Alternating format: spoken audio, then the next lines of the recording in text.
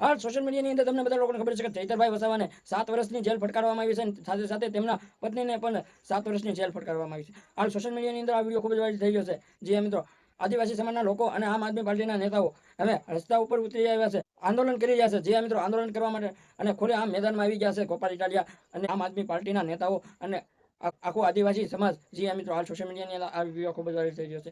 જે એવા નારા લગાવી રહ્યા છે કે ચૈતરભાઈ વસાવાને જેલની બહાર કાઢો અને ચૈતરભાઈ વસાવાને ન્યાય આપો. અને ચૈતરભાઈ વસાવાનો શું ગુનો હતો? જી મિત્રો વિડીયો જોવો પહેલા તમે.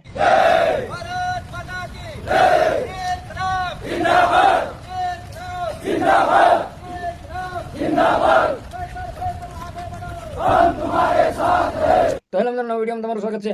અમારી ચેનલમાં નવા હોય તો લાઈક અને સબસ્ક્રાઇબ અને શેર જરૂર કરી દેજો. તમને બધા લોકોને ખબર છે કે ચૈતરભાઈ વસાવાને 7 વર્ષની જેલ ફટકારવામાં આવી છે. સાથે સાથે તેમની પત્નીને પણ જેલ ફટકારવામાં આવી છે. 7 વર્ષની જેલ એમને પણ થઈ છે. એમની સાથે 9 આરોપી હતા, એમને પણ 7 વર્ષની જેલ ફટકારવામાં આવી છે. શા કારણે જેલ થઈ છે તમને બધા લોકોને ખબર છે કે 2023નો કેસ 2026માં હવે લડાવવામાં આવ્યો છે. જે આદિવાસી લોકો, ફોરેસ્ટ કર્મચારીઓ, જે જમીનની બબાલ હતી અને આદિવાસી લોકોની જે જમીન હતી અને એમની ઉપર કબજો કર્યો હતો અને ચૈતરભાઈ વસાવાએ અવાજ ઉઠાવ્યો હતો.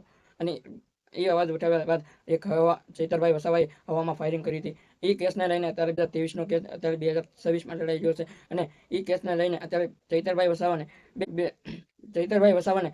7 વર્ષની જેલ ફટકારવામાં આવી છે. અને સાથે સાથે તેમની પત્નીને પણ જેલ ફટકારવામાં આવી છે. અને એ બાદ જ્યારે એ લોકો જ્યાં હતા 9 લોકો હતા એમને પણ જેલ ફટકારવામાં આવી છે. જે આ મિત્રો હાલ સોશિયલ મીડિયાની અંદર ખૂબ જ ઉગ્ર થઈ ગયું છે. આ સોશિયલ મીડિયાની અંદર આ વિડીયો ખૂબ જ વાયરલ થઈ ગયો છે. તો તમારું શું કહેવું છે કમેન્ટમાં જણાવજો. અને અમારી ચેનલમાં નવો હોય તો લાઈક અને સબસ્ક્રાઇબ અને શેર જરૂર કરી દેજો. જય હિન્દ, જય ભારત.